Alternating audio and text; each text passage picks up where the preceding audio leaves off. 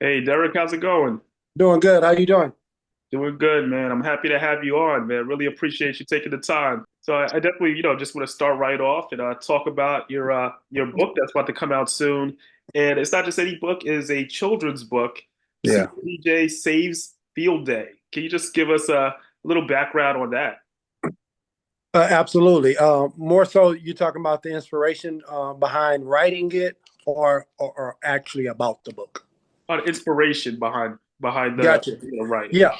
So I'm always the platform I have through the NFL and just being a popular professional player. I have an opportunity to really pour into the youth. I love being able to inspire and motivate them because I know the platform I have a great influence on their lives, and being able to tell them things that will help them be successful in life is if even if it's on in sports or not in sports, actually in the classroom, some things, some values that I cherish from when I grew up. My mom's a school teacher for long time, over 40 years. So being able to be get instilled the right values at a young age allows me to help the kids out, because I've been in their seats before, and being able to have my foundation and going to different schools, even if it's not foundation, I'm always into high schools or into junior highs and elementary schools, being able to motivate them. My book is a prime example of me and my wife writing it is a prime example on something they can take home, something they can remember. I really believe that hard work pays off, and that's kind of getting into the book a little bit. But that just this is an opportunity to kind of minister to the younger generation, not just talking the talk, but I think this is a walking the walk thing where they can actually have something tangible with them, take home, and something they can remember and revert back to when adversity hits. Definitely sounds amazing. And obviously, you're talking about how you were inspired by it. Is the actual story like based off of something that you went through as a kid?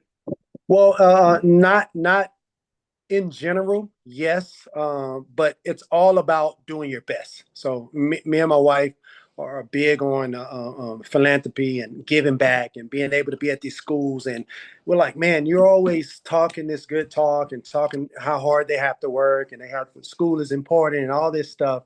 And why don't we write a book together? And the book is mainly about doing your best. We're in a time where you do stuff easier, you do stuff smarter, you work less, that type of vibe, that that microwave mentality, something quick and easy. Hard work still pays off.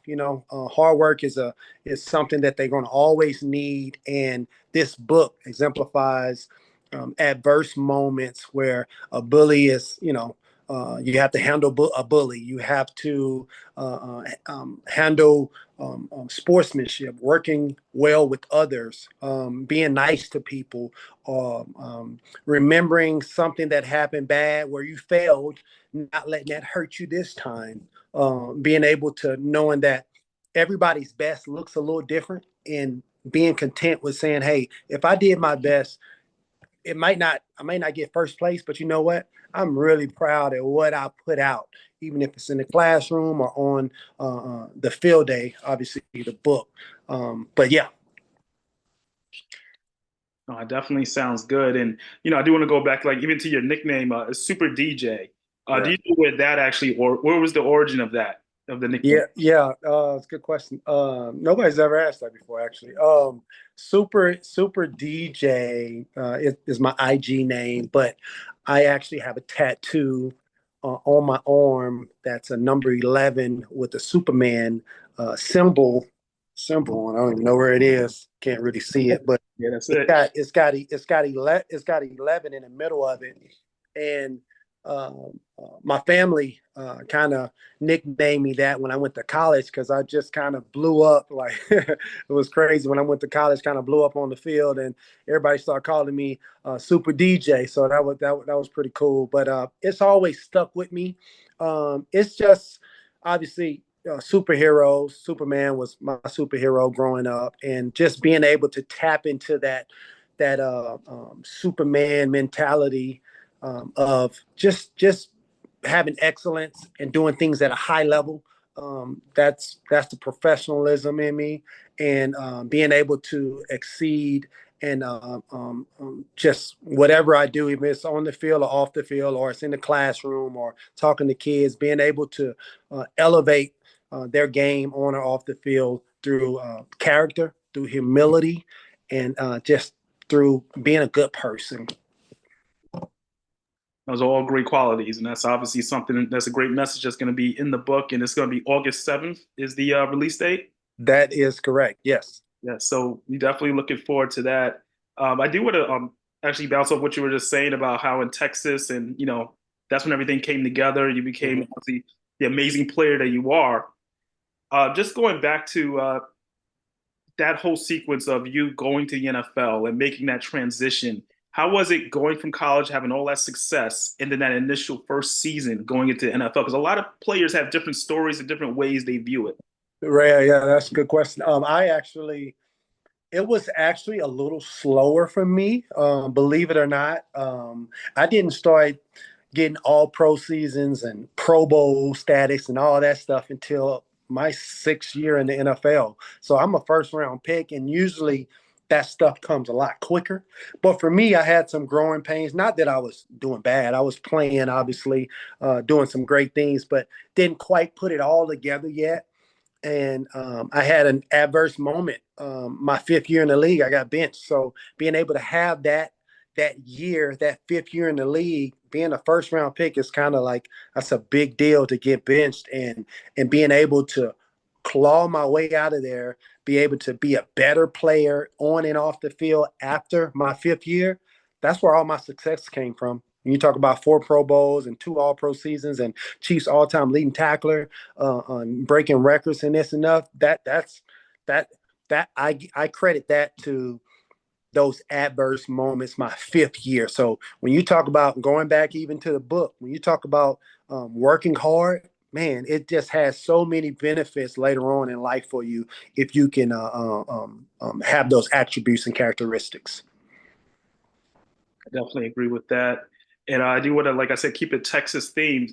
Uh, Another fellow alum and a first round pick. So I think you probably understand what he's going through. Xavier Worthy going Mhm. into a second season. What are your thoughts? Just see him not only a Texas alum playing for the Chiefs and going into a second season with a lot more expectations. Man, I'm proud of Xavier. Man, they call him X Man. You talk about someone who high profile guy. University of Texas is on the map again now, especially with Coach Sark in command, and him just being able to be under Andy Reid and what the Chiefs have going on right now. When I first got to the Chiefs, it was okay. We went to a bad time, and then we went back. Got back to doing some really really great things. I played with um, um, Andy Reid for 5 years, so he's got it. I mean, best coach ever. So for Xavier Worthy to be with Coach Reid, and Coach Reid is a mastermind when it comes to offensive mindsets and philosophies. He's in the perfect situation. I don't know how the NFL let that happen. The fastest guy in combine history to go to the one of the best, probably one of the best quarterbacks ever, and Andy Reid's offense. It's going to be fun for the next few years. So it's kind of cool to see. But he's had a lot of success his first year. So I mean, it's good to be a Chief right now. So he has a different path than what I was on.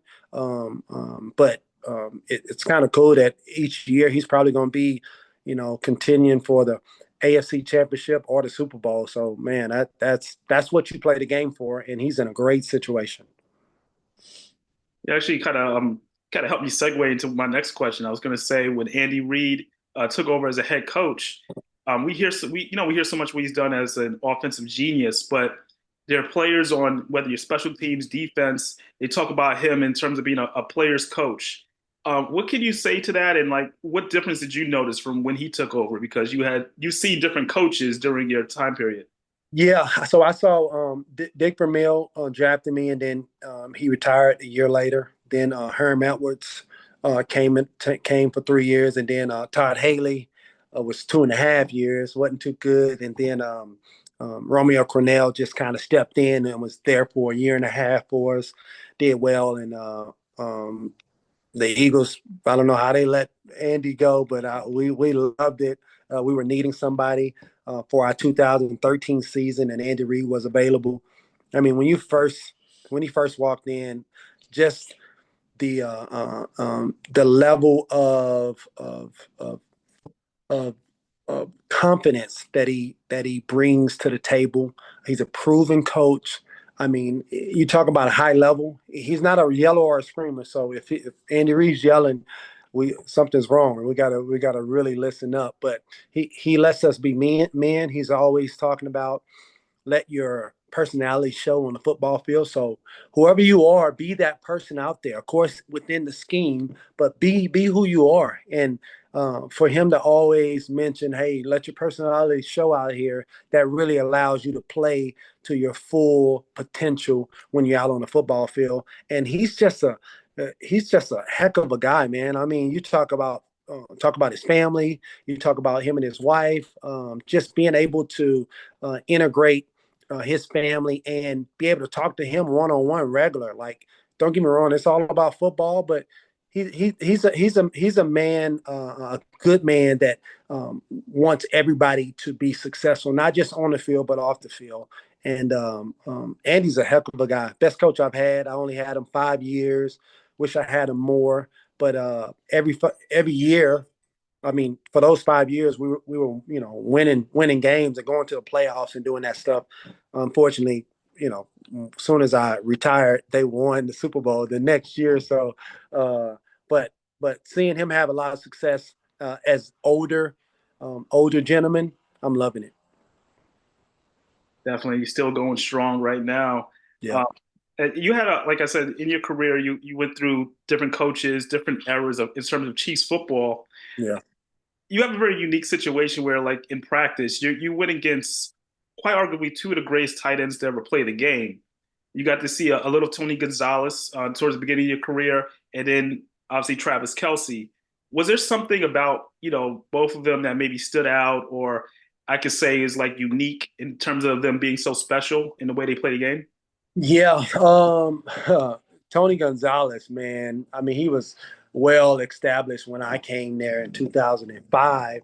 I don't know if he was a 7 year guy already, but he was the man, and you can tell right when you get out there, you're like, man, I was super athletic, but he's still gonna catch the ball. He's just what it is. He's just a mastermind when it comes to route running. He's very very consistent. He catches everything. He's not the fastest guy, nice size guy, not even the biggest or the strongest, but just being consistent at being running efficient routes, and he wanted the ball. I mean, even if he wasn't open, he's going back to the quarterback, Trent Green, and all those guys back in the day. Hey, I'm open. Give me the ball. So those kind of guys have a high ceiling and just destined to be great.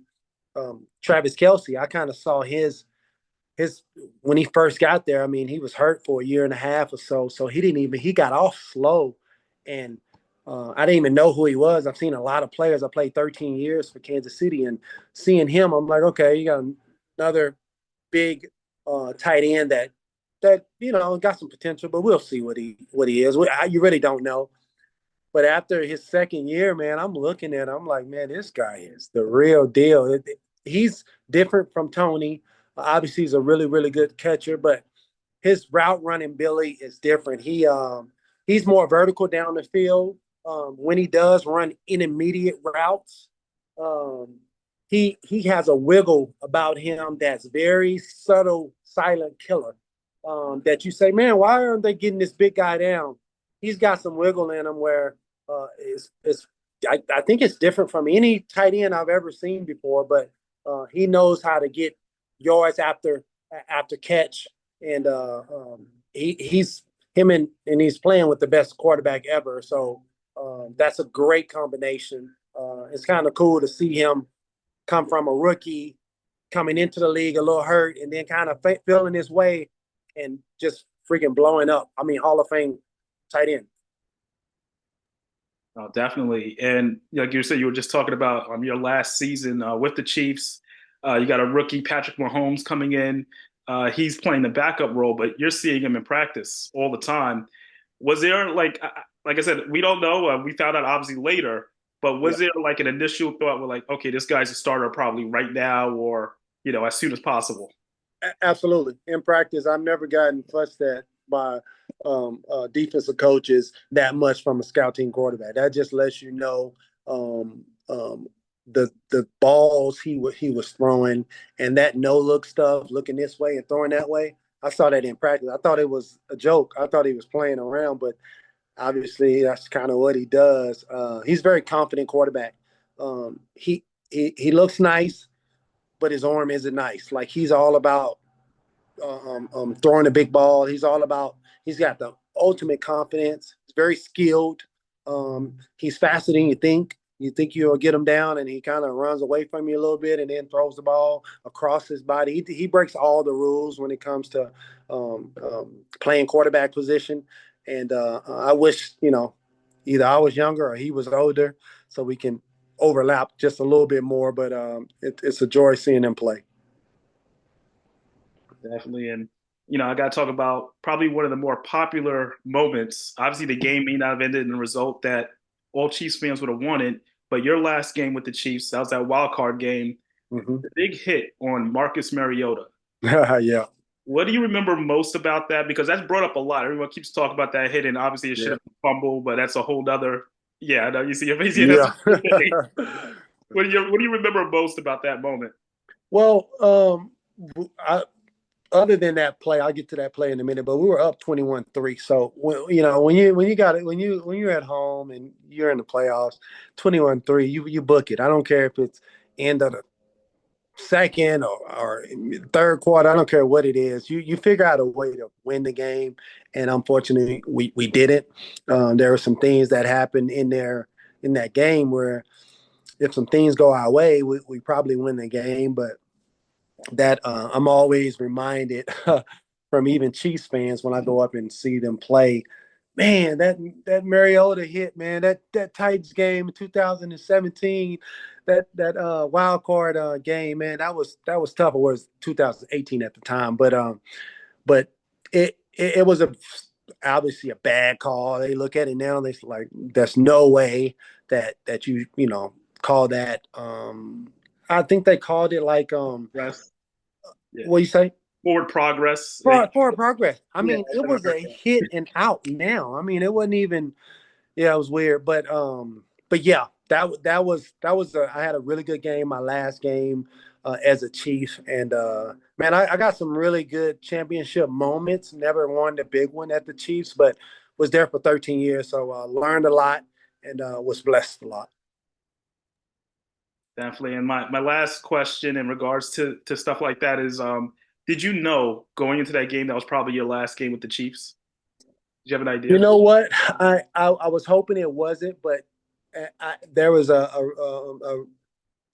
reality check at the beginning of the game, like this could be my last time breaking it down as a group. So, but at the moment, you don't know.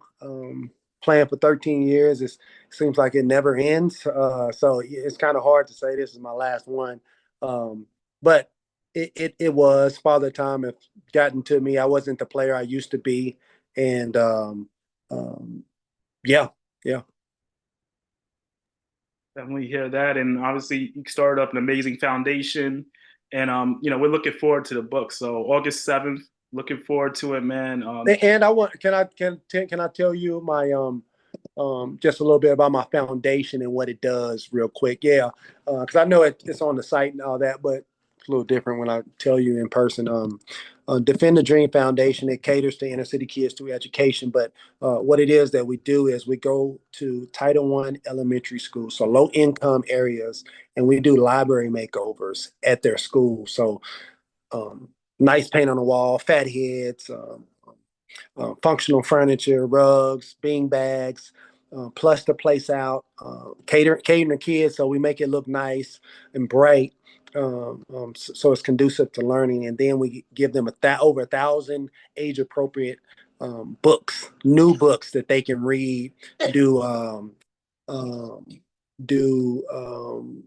independent reading, do any kind of anything that they need to have more resources to help them to read better, because we know there's a bad stat in the reading column. If the inner city kids, we talk in low income areas, if they're not on grade level reading by the time they leave elementary school, half of them don't finish high school.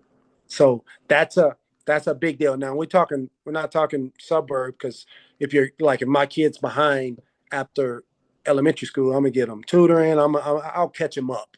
But in the low income area, it actually makes them less confident, so they shy more away from school after elementary. So being able to make it all about literacy and give it them the proper resources to help them, it's big. It's big calling. Definitely, and it's actually like nice segue to what I was going to say to in our conversation. Okay. The book is coming out August 7th. Yeah. How was the feedback from your children? Because I feel like that they would probably be the ultimate critics before Yeah. anybody else gets to see it. You know what? Right now, the littles love it just because they're like, their names aren't in the book, but at the beginning of the book, it says, "Hey, this is Derrick Johnson and Brittany Johnson, and this is their family and 6 kids," and they're like, "Oh, snap, that's us right there." So that's kind of cool. So that kind of made them be like, "All right, I got the upper hand for them to really dive into the book," and they enjoy it because now they know it's about dad, and it has them at the beginning of the book and at the end of the book. So it's kind of cool seeing their reaction. I'm talking about the littles, the big boys. They're like, oh, that's cool. They read it, but it's mainly for little kids. And that's the ultimate seal of approval that you need. So, Right. Derrick, thank you so much for your time, man. I really appreciate it. Thank you so much, bro.